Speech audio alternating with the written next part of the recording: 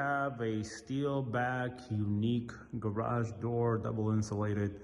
And then we have a high lift here of about a foot, which means that the door opens up first and then it rolls back.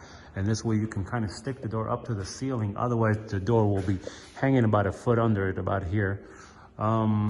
So we did that with an 8500 W jack shaft opener installed beautifully over here. And then if we click on the remote, we'll see it opening up. See, the door goes up first for about a foot and then it rolls backwards. Pretty quiet. Has a nice operation, kind of slows down before it opens and before it closes. And then we put that on 3 doors here. It's all super, super beautiful. Kind of like a high-end kind of house. This house is under construction, doing a lot of nice things here, and one of them, the owner wanted to spend some money on the doors, and I think it came out really, really beautiful, especially with those 3 openings on the side.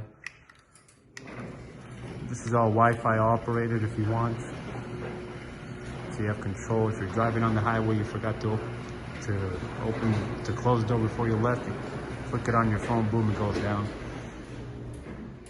Really, really nice project.